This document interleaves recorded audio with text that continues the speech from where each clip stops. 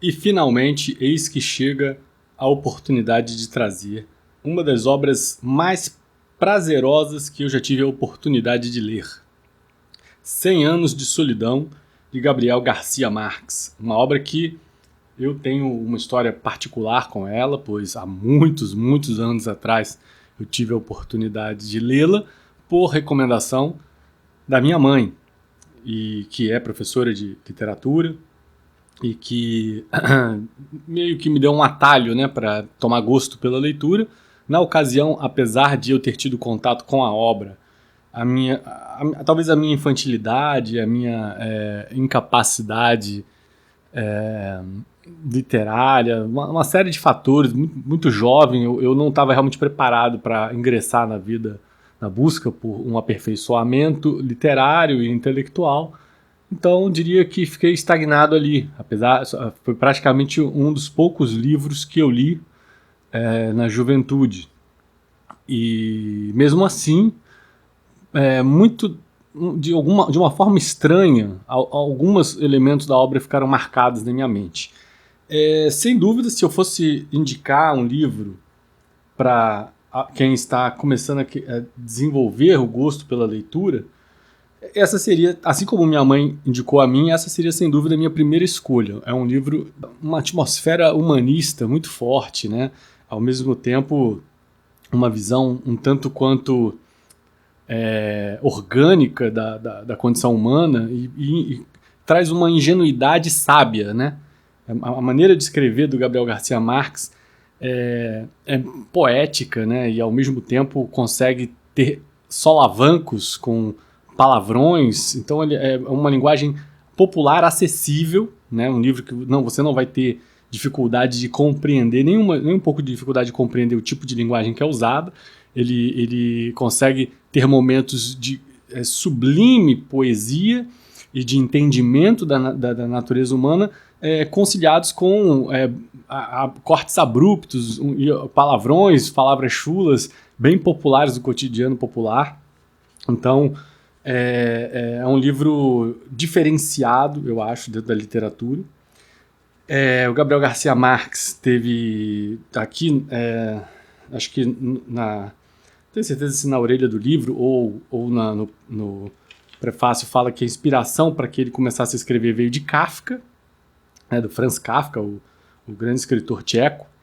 E ele é considerado, o Gabriel Garcia Marques, um precursor aí do realismo mágico, que é a ideia de você construir uma história que tenha um lado humano extremamente real. Quando você lê, você entende que o lado psicológico foi trabalhado de forma extremamente real, como se espera das pessoas, o caráter das pessoas, mas concilia isso numa história que é um tanto quanto insólita em momentos de grande mágica, né?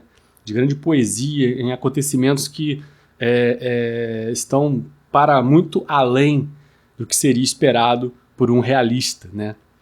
Nós iremos até citá-la aqui. Eu tenho um texto introdutório para falar da obra e em seguida eu vou dar uma breve apresentação de cada um dos personagens. Vamos começar aqui com o texto que eu desenvolvi para iniciar aqui a apresentação dessa obra, né? Então, 100 Anos de Solidão narra a história da estirpe Buendia ao longo de 7 gerações, desde a fundação da cidade fictícia de Macondo até a sua glória posterior, o seu posterior declínio, né? A narração é em terceira pessoa, tem aqueles saltos e recuos no tempo, estilo flashback, inclusive a história já começa, digamos, quase que lá na frente, né, com o coronel Aureliano Buendia estando de frente para o pelotão de fuzilamento, até um dos começos clássicos de obra da literatura. E, como eu falei, né, tem saltos e recuos no tempo, acompanha cada familiar geração após geração. Então a gente nos é possibilitado conhecer o íntimo psicológico de cada personagem, porque, inclusive, a forma com que o Gabriel Garcia Marques escreve nos dá acesso a esses pormenores, né? dos aspectos espirituais mais psicológicos de cada um. Há uma inocência diria assim, uma inocência de ordem primitiva, que não existem, onde não existem julgamentos morais, a gente não passa, o autor não transpassa aquela busca por certo ou errado. Então, tão logo, assim, não há você não identifica na obra nenhuma vilania nem nenhum heroísmo, né? O que é uma característica bem da escrita moderna, né? Os personagens eles são o que são e eles não eles têm defeitos, qualidades e sobretudo características que lhes são peculiares e essenciais, né? Geralmente objetivos de vida que eles perseguem de forma obstinada, que é o que lhes confere aquele caráter de solidão, né? E acho que o que diferencia essa obra, acima de tudo, é esse caráter mágico, que vai ser muito comentado aqui ao longo desse vídeo, né? Porque tudo é possível em Macondo, né? Você pode ter, por exemplo, um caso de chuva que perdura anos, 4 anos, né? Você pode ter a doença da insônia, cujo sintoma último e mais aperfeiçoado é o esquecimento, né? Você pode ter personagens vivos convivendo harmonicamente com fantasmas, pessoas já mortas e com memórias, né? Você pode viver mais de 100 anos e pode-se simplesmente antever a sua própria morte ou mesmo evaporar-se, né? Sumir, desaparecer, como é o caso de uma das personagens, que simplesmente sobe aos céus e se desencanta, vamos dizer assim, né? Então tem muito lirismo, né? Muitas mensagens simbólicas e, ao mesmo tempo, todo um lado metafísico profundo. Eu diria que é uma obra de profunda metafísica. Desenvolve-se uma história que psiquicamente é realista, mas que transcende o realismo em seu aspecto puramente material. Logo, não é uma obra materialista, mesmo que haja uma parcela de críticos desse cunho tentando puxar, né, a construção mágica para dentro dessas causas sociais, o que, no meu entender, é uma forma de tornar uma obra tão rica, fazer com que ela seja uma obra menos rica. Então, assim como, por exemplo, na Bíblia, onde há um começo, né, uma gênesis, também aqui a obra apresenta a sua gênese, a fundação, a oportunidade de se verificar o funcionamento de uma comunidade desde sua fundação. Aliás, na verdade, até antes de sua fundação, os motivos pelos quais se teve a migração de parcela de uma cidade chamada Riohacha para se deslocar, para buscar, digamos, um refúgio em outro lugar e fundar com isso a cidade em questão tratada no livro, que é Macondo. E o motivo em parte, né, já se começa a obra sobre a questão parecendo com a Bíblia, né, com o pecado original, porque o casal que é protagonista da primeira geração, lembrando que são ao todo 7 gerações da família Buendia, né, o casal que protagoniza a obra logo no começo, com o Juan Arcádio Buendia, o José Arcádio Buendia e a Úrsula, eles são primos, né? E segundo reza a lenda da comunidade onde eles residiam, primos correm o risco de gerarem uma prole com rabo de porco, né? E esse medo de ter uma prole de rabo de porco já inicia aí o drama desse casal. E esse drama, inclusive, vai perpassar todas as gerações, porque parece que há uma fatídica atração de pessoas de dentro da família por pessoas de dentro da família, e esse intercruzamento, que é justamente o que reza além do perigo de ter uma prole com rabo de porco, só vai culminar lá na última geração, onde efetivamente, eu não queria, claro, antecipar questões de ordem cronológica do livro, não queria dar o final, mas já estou antecipando, né, justamente na última geração é onde isso vai se efetivar, essa maldição, né? Mas, veja, na interpretação mística é possível atribuir a esse fato toda a sequente contaminação da estirpe por seus amores proibidos, medos e maldições. Então, se pode dizer aí que há uma maldição pairando sobre a família, né? Uma interpretação bastante mística e condizente com o que é colocado na obra. Os homens da família são todos José Arcádios ou Aurelianos, enquanto e o Gabriel Garcia Marques tem o cuidado interessante de fazer com que haja um traço comum de personalidade e de destino, de inclinação, né, entre os José Arcádios e entre si, né, e os Aurelianos também entre si. Ele divide essa personalidade, né, enquanto que os José Arcádios tendem a ser personagens inventivos, impulsivos, visionários, os Aurelianos mantêm-se introspectivos, inteligentes e sempre carregam em si uma centelha de um dom sobrenatural. Então, veja, são nomes que se repetem dentro da cadeia genealógica da família, né? E isso traz até uma certa complicação para o leitor, né? Aliás, não é a única obra que tem isso. Crime e Castigo, do Dostoiévski, também traz essa complicação com relação ao nome dos personagens, nomes não só por serem russos, como também por terem apelidos e nome principal, sobrenome e o apelido, e alguns nomes muito parecidos. Isso traz uma complicação.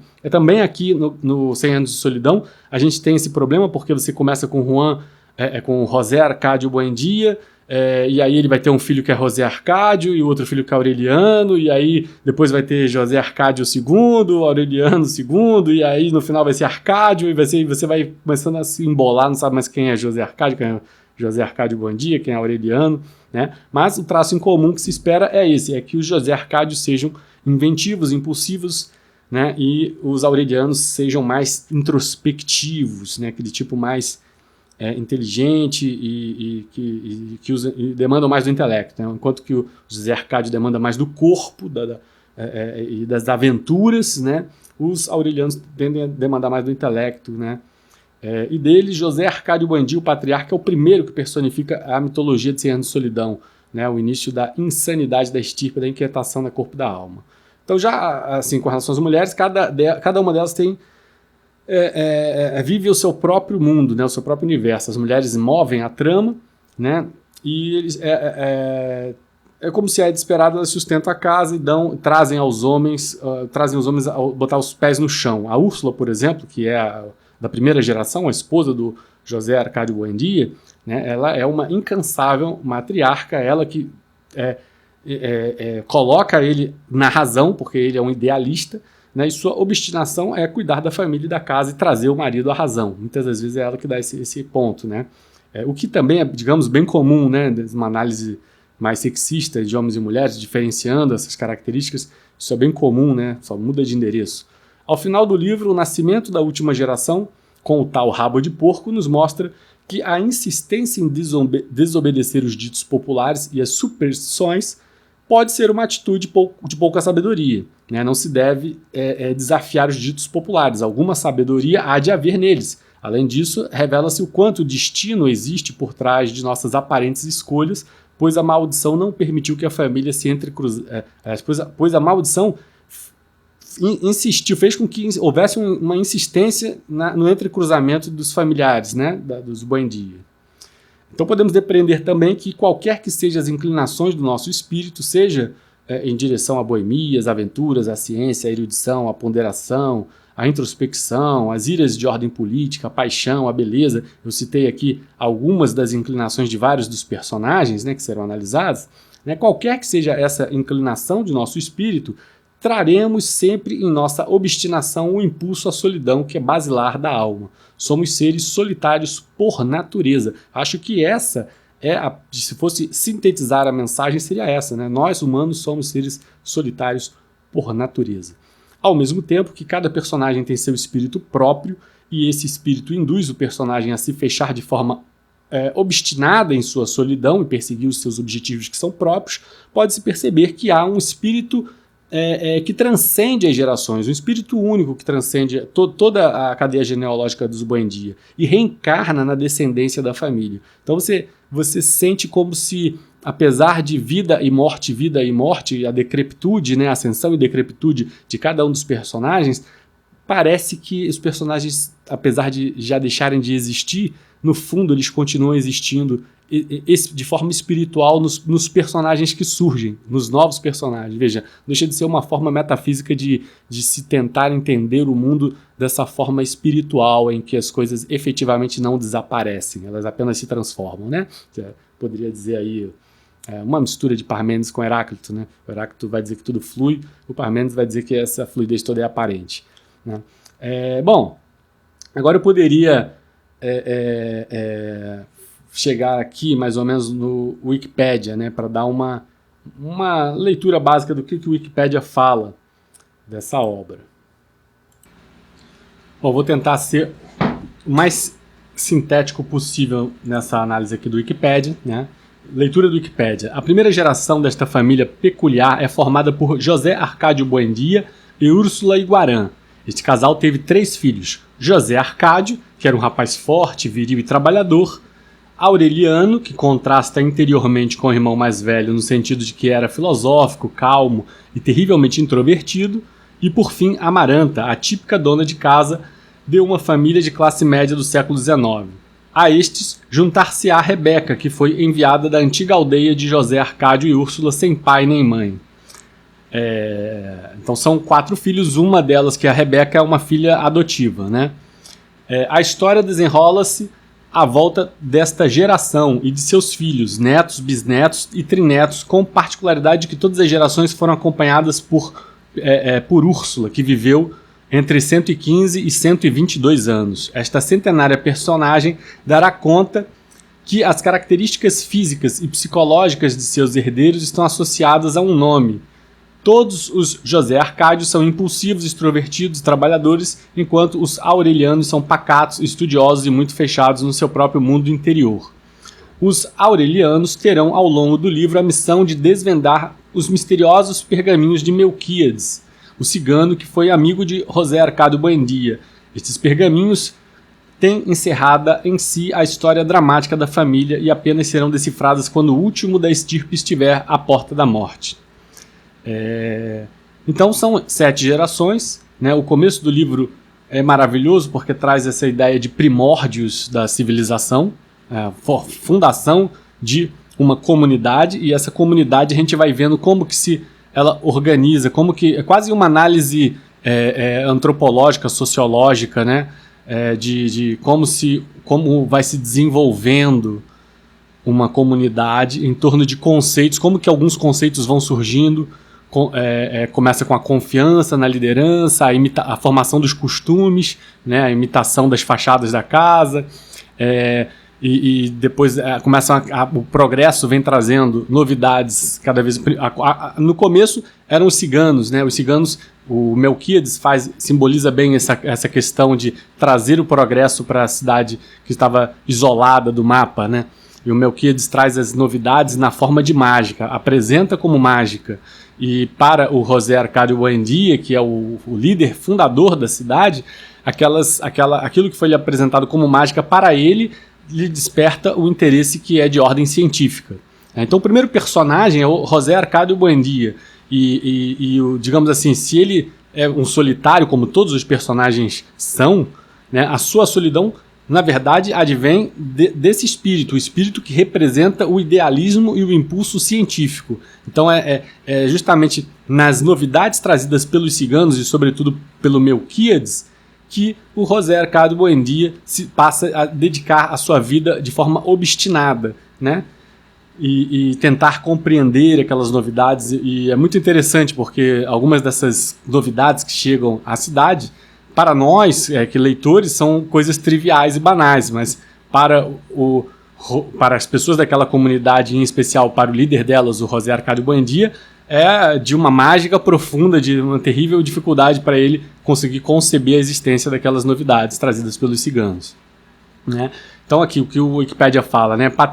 Quanto a respeito desse personagem José Arcádio Buendia, patriarca da família Buendia e fundador da cidade de Macondo, casou-se com sua prima Úrsula Iguarã aos 19 anos. Homem empreendedor de caráter forte, alimentado por sonhos extravagantes, interessava-se por física, alquimia e mecânica. O cigano Melquíades colocava a par das novidades que descobria ao longo de suas viagens pelo mundo. Após ter enlouquecido, foi amarrado a uma árvore a qual permaneceu preso, mesmo após ter sido libertado das cordas que o amarravam. Veja quanto simbolismo, né? Ele lá para final, a decrepitude, que é algo que permeia toda a obra, todo personagem tem o seu auge e logo em seguida sua decrepitude. A decrepitude do José Arcádio Buendía, que nos leva uma certa nostalgia ao ler o livro, né? Ele fica enlouquecido, ele começa a falar em latim, é muito engraçado isso, ninguém na comunidade entendia o que ele estava falando, e ele é amarrado a uma árvore, e durante muito tempo ele se acostuma a viver amarrado àquela árvore, pela própria esposa para proteger os demais aldeãos. E aí ele acaba, uma vez sendo solto da árvore, mas para ele é como se ele estivesse amarrado, aquelas cordas ilusórias continuam sustentando ele junto ao tronco.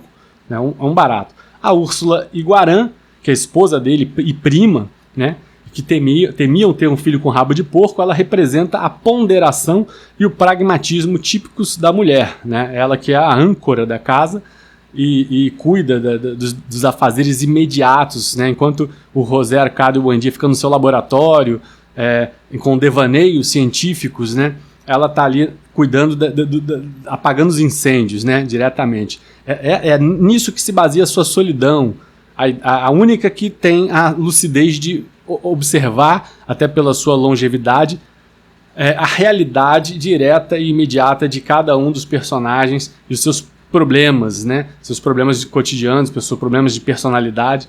Ela é a que tem a lucidez, portanto ela está isolada também dentro dessa lucidez e dentro desse pragmatismo e ponderação, né? Matriarca da família, Úrsula Iguarã Buendía, prima e esposa de José Arcádio Buendía, é uma mulher que batalha por sua família sem medir esforços. Sofre constantemente ao ser a voz da razão de uma família de loucos. Parece ter em seu destino a luta pelos homens da família. É uma personagem marcante do livro que em todas as fases está caracterizado pela sua presença, né? Ela é bastante longeva. A segunda geração, que são os 4 filhos e os personagens que são agregados, né? O filho mais velho, José Arcádio, que representa e teria um espírito que representa o vigor físico e o impulso pela aventura, né? Além do que ele era muito bem dotado, né? No sentido sexual mesmo, e isso é narrado de uma forma muito engraçada na história, né? E ele vai ter aí um impulso, digamos, dionisíaco muito forte durante a obra e vai se perder pelo mundo, aquele tipo mesmo homem da aventura que se perde pelo mundo, né? Então, o filho mais velho de José Arcádio Buendía, Úrsula Iguarã, é batizado com o nome do pai, José Arcádio, né? Mantém relações com Pilar Terneira, a quem abandona grávida, que é uma espécie de vizinha e cuidadora lá também, né? Dos filhos, né? Foge com os ciganos em razão da paixão repentina por uma cigana e retorna a Macondo só muito tempo depois. Quando reaparece, é homem forte com tatuagens, falando língua de marinheiro e gabando-se por ter navegado os 4 cantos do mundo. Casa-se com sua irmã de criação, Rebeca, e sua morte no banheiro de sua casa é um mistério e faz com que sua esposa, Rebeca, né, se recluse pelo resto da vida. E aí vem o irmão mais novo, que é uma das figuras também muito importantes na obra, o coronel Aureliano Buendía, da onde começa a obra, né? Ele começa de frente para o pelotão de fuzilamento, né? Ele representa o impulso da ira política, né? Basicamente seu espírito é esse, é nisso que ele fica inserido a sua solidão, né? Enquanto que o irmão mais velho, a sua solidão está no espírito de aventura, de sair, né, se apaixonando loucamente, sair pelo mundo, pelos 4 cantos do mundo e viver a sua aventura de forma isolada. O coronel Aureliano Buendía é o impulso, o espírito da ira política. Ele se isola, se enfurna nas brigas pela política, pelas disputas políticas entre liberais e conservadores. Segundo filho de José Arcádio Buendía, Úrsula se envolve com a política ao tentar impedir o senhor Apolinar Moscote de pintar todas as casas de azul a mando do governo. Conhece Remédios Moscote, que é a filha do Apolinar, né, e se apaixona. Casam-se, apesar da grande diferença de idade. Mais tarde torna-se o coronel Aureliano Buendía ao participar da guerra ao lado dos liberais. Morre sozinho em casa muitos anos depois fazendo peixinhos de ouro. Um personagem, diria, emblemático para uma postura um tanto quanto libertária do autor na obra, porque ele vai ter uma visão distanciada de conservadores e liberais, crítica talvez aos dois lados e crítica à simples existência da guerra, né? E isso se expressa quando muitas vezes é comentado o coronel Aureliano Buendia se lamenta por ter vivido, desperdiçado a própria vida, se tornando esse líder guerrilheiro, né? O próprio coronel Aureliano Buendia se depara com essas reflexões ao longo da obra, se lamentando pelo tempo que perdeu com besteira, né? Lutando por nada, por orgulho, como ele mesmo fala lá na frente. Aí vem para a filha mais nova, filha legítima mais nova, que é a Amaranta, né? Ela representa uma espécie de paixão retesada, né? Aquela pessoa que teria, numa visão freudiana, um superego muito forte e ao mesmo tempo um autocontrole, né? É uma mulher extremamente introspectiva e que guarda o seu sofrimento para si, ao mesmo tempo que isso também conta como ressentimento. Ela jamais deixa se dissipar o ressentimento que guarda. Tanto a paixão quanto o ressentimento, ela não abandona esses sentimentos, né? Ao longo da obra ela morre virgem e odiando a quem ela odeia e amando a quem ela ama, né? Então é a terceira filha de José Arcádio Buendia, e Úrsula se apaixona por Pietro Crespi, assim como sua irmã de criação, Rebeca, né? As duas acabam disputando Pietro Crespi, né? E a princípio Pietro Crespi se bandeia para o lado da Rebeca, né? E isso gera primeiro uma paixão não correspondida pela Amaranta, que ela nunca vai esquecer, e um ódio à Rebeca também que ela nunca vai esquecer. Então a Amaranta, né, a Rebeca arruma o casamento com Pietro Crespi, enquanto a Amaranta tenta interrompê-lo, né? Ela tenta sabotar o casamento da irmã o tempo todo, porque é apaixonada pelo mesmo homem, né? E a Rebeca desmancha o noivado, acaba desmanchando o noivado, mas por motivos diversos, né? Por ela ter se apaixonado pelo irmão de criação, o mais velho José Arcádio, quando ele retorna lá das viagens pelos 4 cantos do mundo. E o Pietro Crespi se apaixona, então, pela Amaranta, né? Acaba sendo, digamos, vencido, né, pelas circunstâncias, e aí a Amaranta, quando finalmente consegue o Pietro Crespi, ela despreza ele, não lhe dá esperanças, o que é, digamos, uma história um tanto quanto misteriosa, né? Ela tem uma relação amorosa anos mais tarde, né, com o Aureliano José, que seria o seu sobrinho, filho de Aureliano Buendia com Pilar Terneira. Veja como já começa a confundir, né, a nossa mente.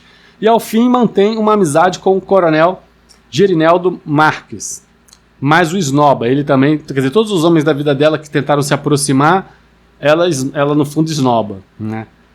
Morre solteira, virgem e com uma atadura na mão que carrega por boa parte da vida, fruto de uma queimadura em penitência que ela faz consigo mesma após o suicídio de Pietro Crespi, né? O Pietro Crespi acaba se suicidando por amor, por não ser correspondido pela Amaranta, né? Primeiro por ter perdido a Rebeca para o José Arcádio, depois por não ser correspondido pela Amaranta, e aí a Amaranta, depois que perde o grande amor da vida dela por suicídio, ela vai lá e queima as próprias mãos e fica com essa atadura, né? Eu não vou ir muito longe, não. Vou tentar resumir aqui alguns personagens que me parecem mais interessantes.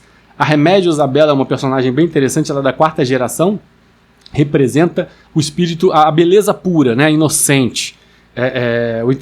Veja, o que fala aqui, né? Filha de Arcádio, a mulher mais bonita que existiu no mundo, mesmo podendo ter qualquer homem para si, não se envolveu com nenhum dos que a seguiam e dos que morreram por ela. Chamada no livro de Remédios à Bela, é uma garota que cresceu sem malícias ou pensamentos complexos. Queria apenas viver, comer, dormir. Não entendia por que as pessoas complicavam a vida. Achava natural andar nua e ria na cara dos homens que a pediam em casamento. Um dia, ascendeu aos céus. Exatamente assim que o livro faz, né? Veja, o livro teve cuidado de destinar a morte a quem foi destinado. No caso da Remédios à Bela, não foi a morte, foi uma questão metafísica. Ela ascendeu aos céus.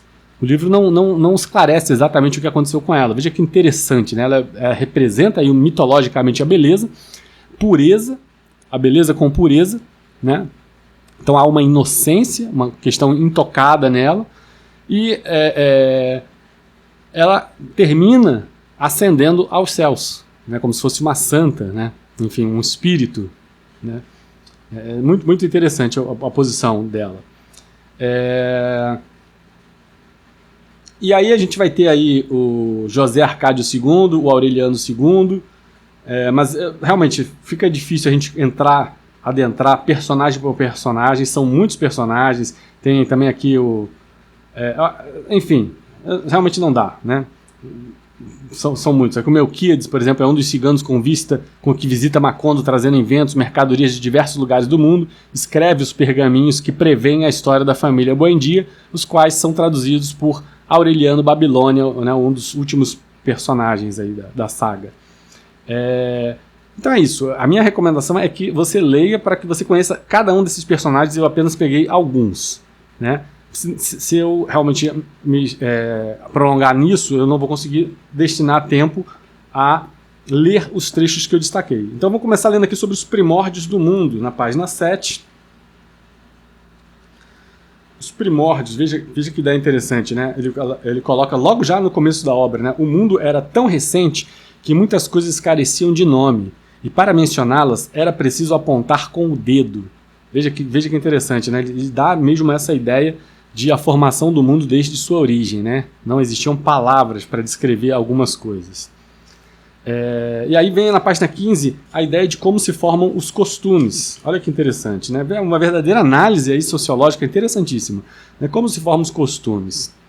Né? Lembrando que o casal que é aí patriarca da família, o José Arcádio Buendia e a Úrsula Iguarã, eles saíram de Riohacha, que é uma cidade vizinha, para fundar Macondo. Né? Aí, uma vez fundada, tiveram uma cidade do começo, do zero. Né?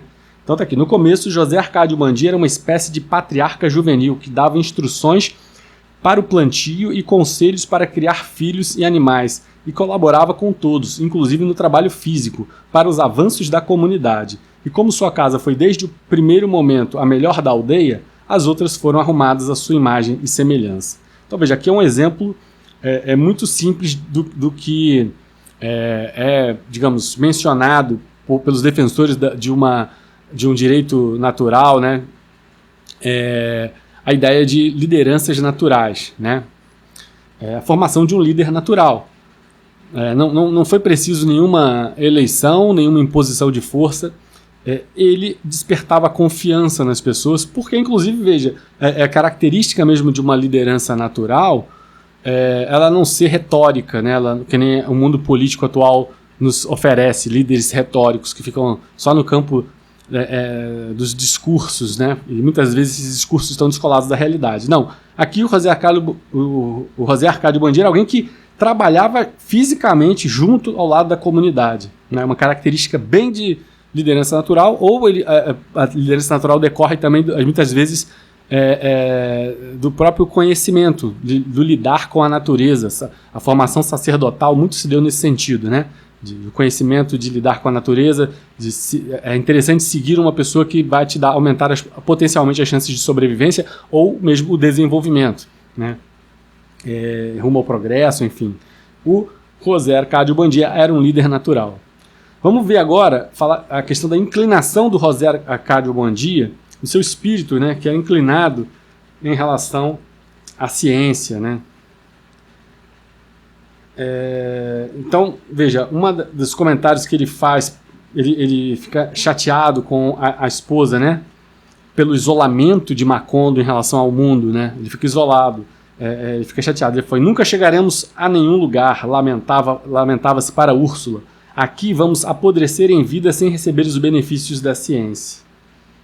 Então, aqui, veja, muito interessante, né? Justamente, e como eu falei, aquelas novidades que os ciganos traziam e apresentavam como mágica, para ele, era motivo de investigação analítico, objetivando tentar compreender os fenômenos num sentido científico. Né? Muito, muito interessante também essa colocação, né? Ele queria tirar o mistério da coisa, né? Enquanto que era apresentado como mágica. Vamos ver aqui lado metafísica do autor, o lado metafísico do autor, né? Aqui veja, por exemplo, aqui nessa mesma página: mas ainda não temos um morto, e a gente não é de lugar nenhum enquanto não tem um morto debaixo da terra deste lugar.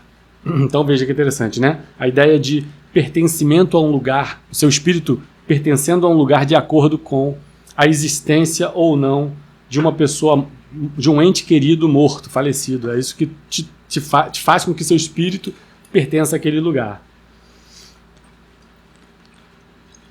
E aqui na página 29, também nos serve para nos alertar para esse lado mais metafísico, apesar de ter vários e vários exemplos disso.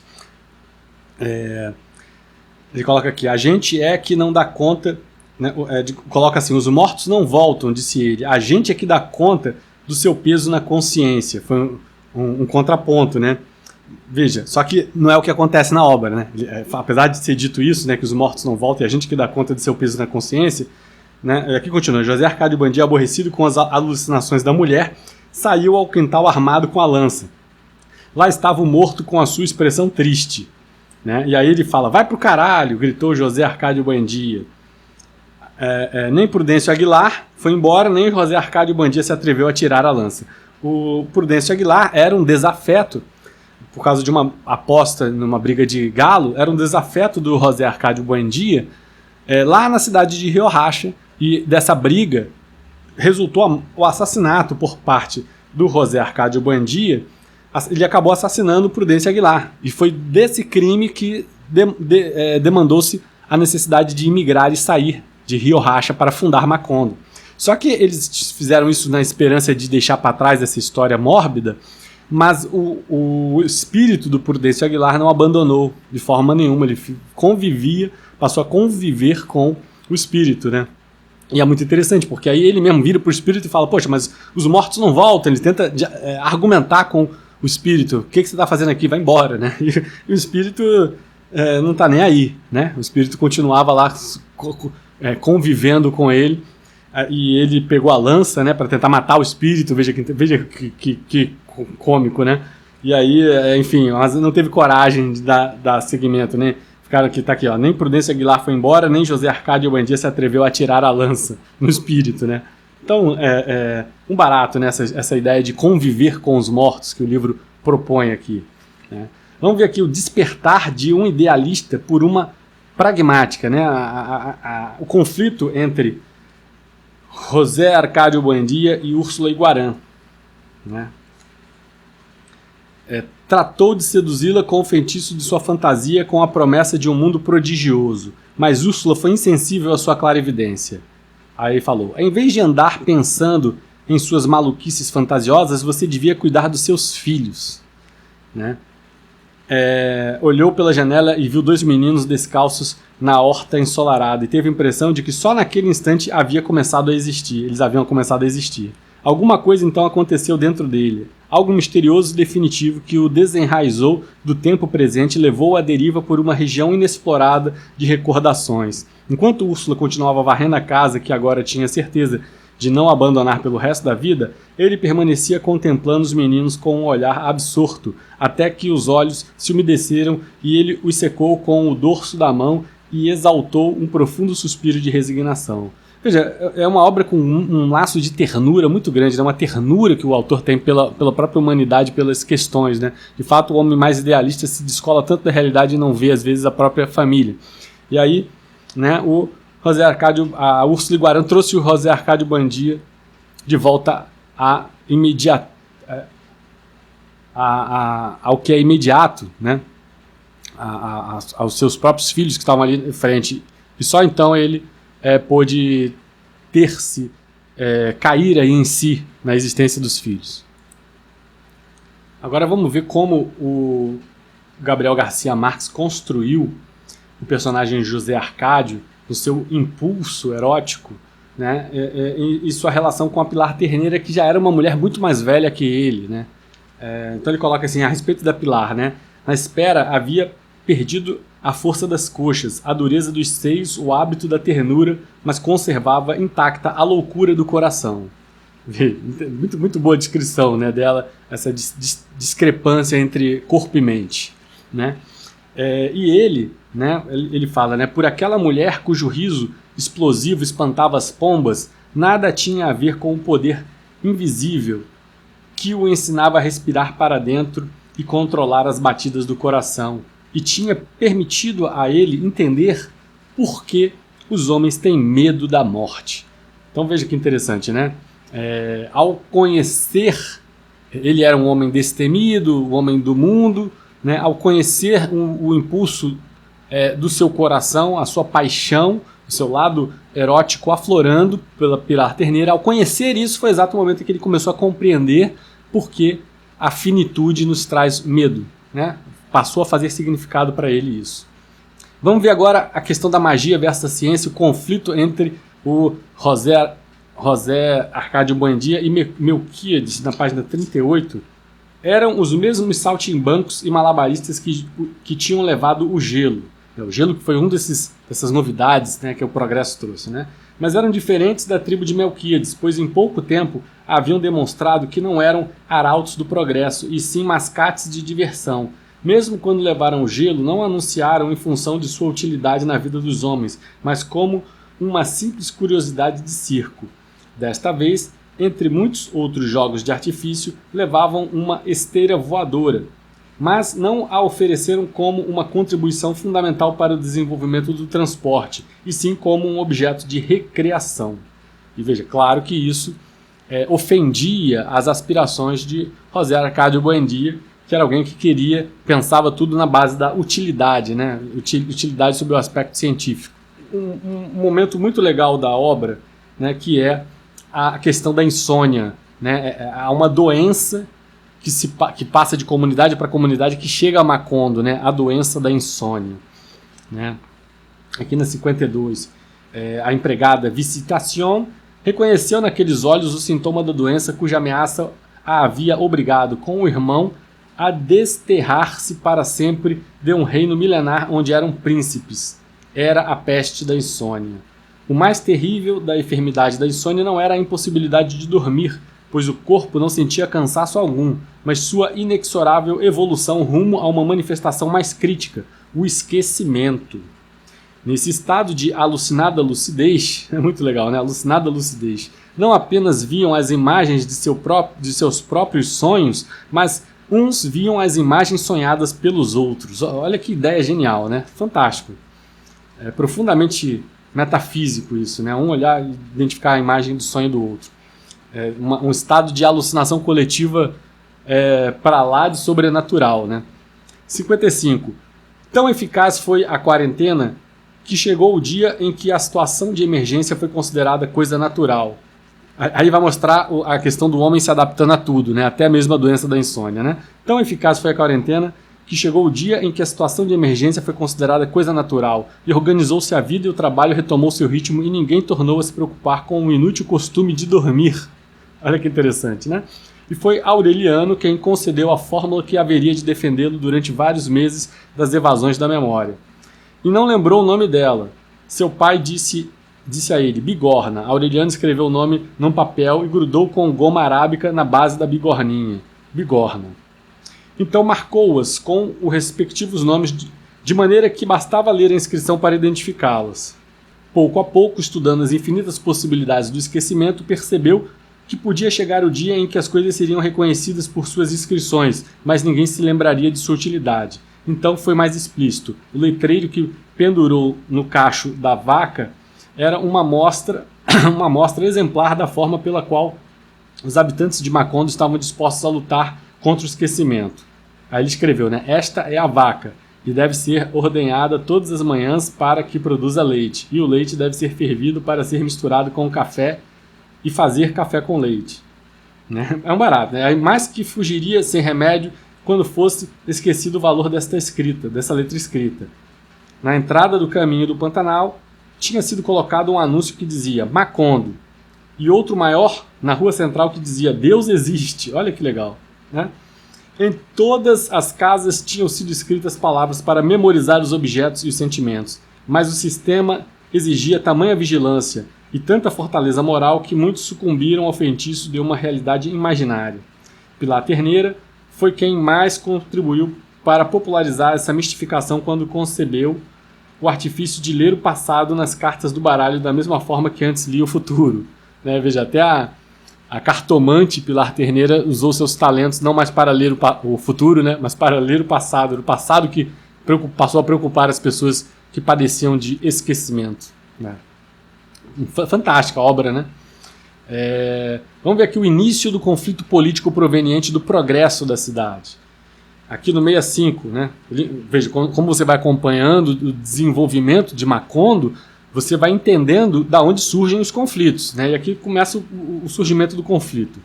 Úrsula arrancou, a Úrsula falando para o José, falando não, né? A Úrsula e o José Arcádio Buendia.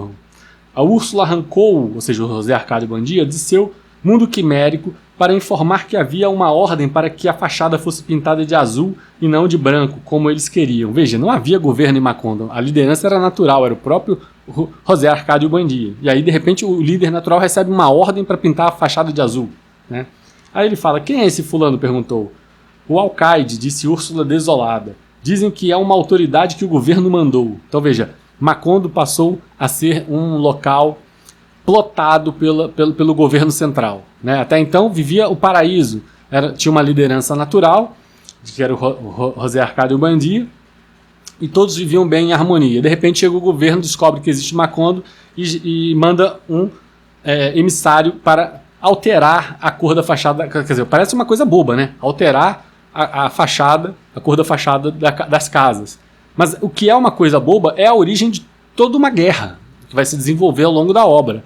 E por quê? Porque a gente sabe, isso é um crescente, né? Começa com uma besteirinha, mas quem quer controlar a pergunta é onde para, né? O desejo de controle do homem sobre o homem, né? Então, a partir do momento que se aceita o início desse controle na escolha de uma cor de fachada, isso só tende a crescer. Né? E aí botou assim, né? Pregou na parede um escudo da República que tinha trazido na bagagem e pintou na porta o letreiro Alcaide. Isso foi o Apolinar Moscote, né? Que é o emissário do governo. Sua primeira providência foi determinar que todas as casas fossem pintadas de azul para comemorar a independência nacional. Abre aspas. Foi o senhor quem escreveu esse papel? Perguntou né, o José Arcádio Buendia. Né? Dom Apolinar Moscote, um homem maduro, tímido de compleição sanguínea, respondeu que sim. E com que direito? Tornou a perguntar José Arcádio Buendia. Dom Apolinar Moscote procurou um papel na gaveta e mostrou a ele. Fui nomeado alcaide deste povoado. José Arcádio Buendia sequer olhou a nomeação. É claro, né? Que nomeado, que autoridade vem de um papel, né? Parece piada, né? A cidade vivia bem, não precisava de governo nenhum. E aí botou, neste povoado não mandamos com papéis, falou sem perder a calma. E para que o senhor fique sabendo de uma vez por todas, não precisamos de nenhum alcaide, nem de corregedor, nem de nada disso, porque aqui não tem nada para ser corrigido. Diante da impavidez de Dom Apolinar Moscote, e sempre sem levantar a voz, fez um pormenorizado relato de como haviam fundado a aldeia, de como tinham repartido a terra, aberto os caminhos e introduzido as melhorias que haviam sido exigidas pela necessidade, sem ter incomodado governo algum e sem que ninguém os incomodasse. Não se queixou de que o governo não os tivesse ajudado, ao contrário, estava contente porque até aquele dia os deixaram crescer em paz e esperava que continuasse deixando, porque eles não tinham fundado um povoado para que o primeiro que chegasse fosse logo dizendo o que deveriam fazer. Então, se o senhor quiser permanecer aqui, como outro cidadão comum e corrente, pois será muito bem-vindo, concluiu José Arcádio Buendia. Mas se veio para implantar a desordem, obrigando as pessoas a pintar suas casas de azul, pode recolher seus trastes e voltar por onde veio, porque a minha casa vai ser branca, feito uma pomba. E assim começa, né? Aí depois, uma semana depois, ele voltou com 6 soldados, descalços e esfarrapados, armados com espingardas e um carro de boi, onde viajavam sua mulher e suas 7 filhas. Mais tarde chegaram outros 2 carros com os móveis, os baús e os utensílios domésticos, e instalou a família do hotel, no Hotel Jacob, enquanto procurava uma casa, e tornou a abrir o escritório protegido pelos soldados. E aí vem um último diálogo entre os dois aqui, né? Só temos 2 condições, acrescentou. A primeira é que cada um pinte sua casa da cor que bem entender. A segunda, os soldados vão embora de imediato. Nós garantimos a ordem. O alcaide levantou a mão direita com todos os dedos estendidos. Palavra de honra, palavra de inimigo, disse José Arcádio Buendia e acrescentou num tom amargo. Porque uma coisa quero deixar claro, o senhor e eu continuamos sendo inimigos. Veja, uma afronta, uma briga clara entre poder central e ordem espontânea, ordem natural, liderança natural e liderança positivada, né, positivista, colocada aqui na obra de forma brilhante para quem acompanha o crescimento de Macondo, o desenvolvimento, né, entende o quão é interessante essa discussão e o quanto é interessante você ver o desenvolvimento dessa cidade, ver aonde que o progresso acaba levando as pessoas, né?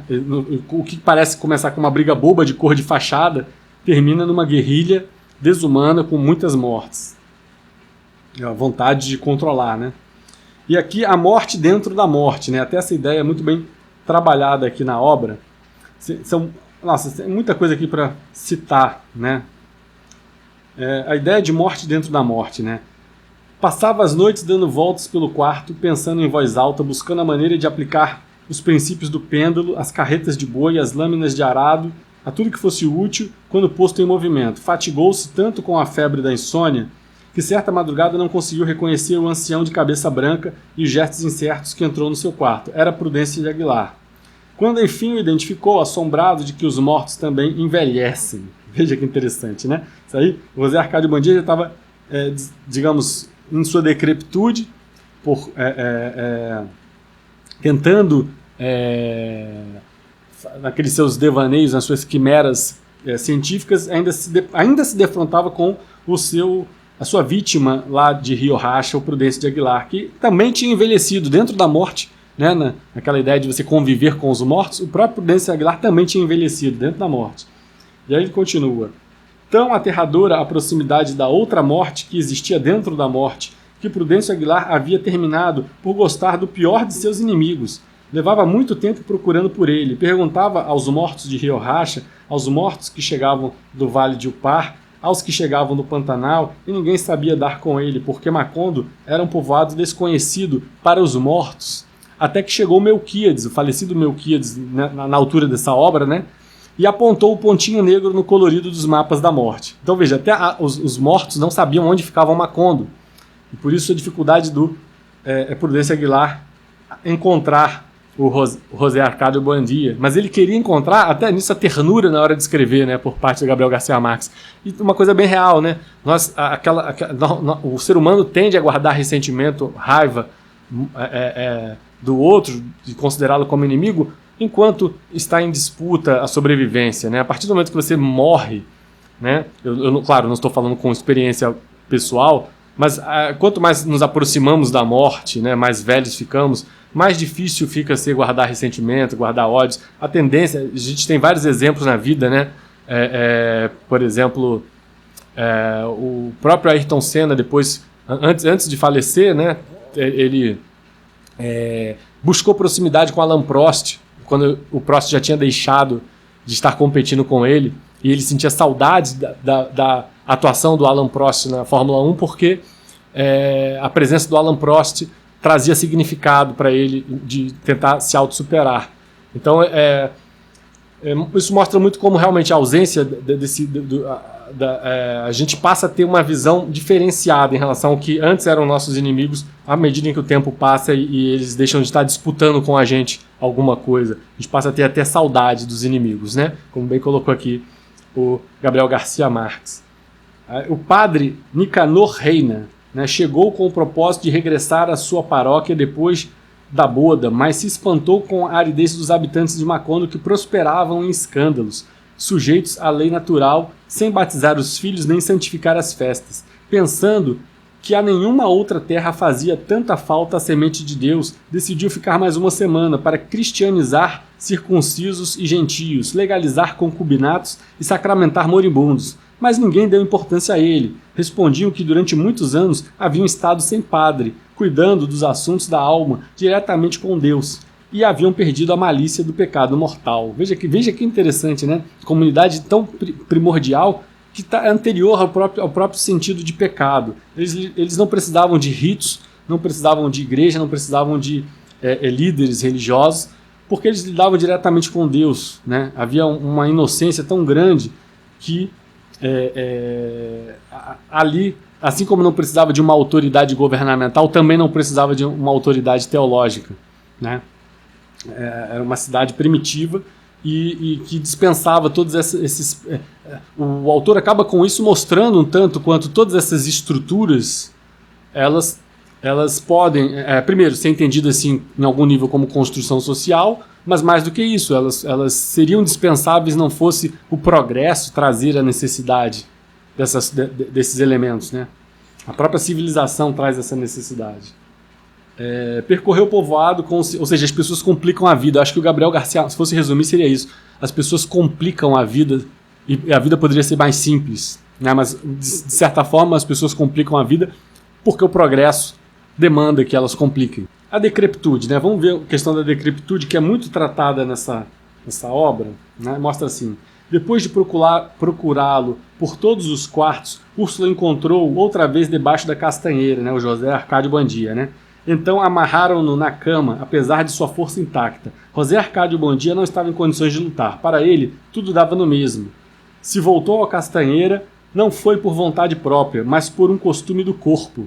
Úrsula cuidava dele, dava de comer, levava notícias de Aureliano, mas na verdade a única pessoa naquele tempo com quem ele conseguia manter contato era o falecido e sua vítima, né, Prudêncio de Aguilar, já quase pulverizado pela profunda decrepitude da morte. Prudêncio Aguilar ia 2 vezes por dia conversar com ele, falavam de galos de briga, prometiam um ao outro montar uma criação de animais magníficos, não tanto para desfrutar de vitórias, que já não lhes fariam falta, mas para terem alguma coisa com que se distrair nos tediosos domingos da morte. Veja que interessante, né? Você tem um falecido, o Prudêncio Aguilar, convivendo com um homem em decrepitude próximo à morte, né? Convivendo, era a proximidade máxima, né? Era a principal pessoa que o José Arcádio Buondia via, né? E não havia mais mágoa, apesar de um ter assassinado o outro, não havia mais mágoa, porque o que havia era tentar passar os tediosos domingos da morte juntos, né? Conversando sobre a briga de galo, que foi até o que ocasionou o crime, né? Mas foi tão superado que até a briga de galo passou a ser motivo de conversa entre os dois. Então, interessantíssima a obra que mostra como as paixões são efêmeras, né, no mundo, nas nossas disputas mesquinhas, tudo isso ante a morte acaba se tornando diminuto, né? E por isso, sim, uma obra, na minha visão, profundamente metafísica, né? Profundamente metafísica e profundamente sensível ao lado mais terno do homem, né? Uma ternura fantástica que a humanidade pode ter, ao mesmo tempo identificando a solidão em cada um de nós. A solidão da forma obstinada com que cada um dos espíritos dessa obra se inclina em direção à sua vocação, né? E por mais que ao final da vida algumas desses espíritos tenham um profundo arrependimento das escolhas que fizeram, ainda assim são escolhas intrínsecas ao seu próprio espírito e que culminam com a solidão, que é o tema central da obra. É isso, gente. Espero que vocês tenham que esse vídeo tenha sido prazeroso. Um forte abraço. Até a próxima. Esse é um canal de estudos e reflexões. Se você gosta do nosso conteúdo, aprecia a filosofia, a arte e busca autoconhecimento, você não precisa continuar isolado. Convidamos você a participar do nosso grupo de estudos e amizade. Aproveitamos a oportunidade para indicar o nosso blog. Os links dos grupos e do blog estão disponibilizados no campo de descrição. Agora, você pode assistir os nossos vídeos sobre um mesmo autor ou assunto em sequência. Todo o nosso conteúdo se encontra organizado em nossas playlists. Confira já. Amplo espectro, estudos e reflexões, tendo a cultura como prazer.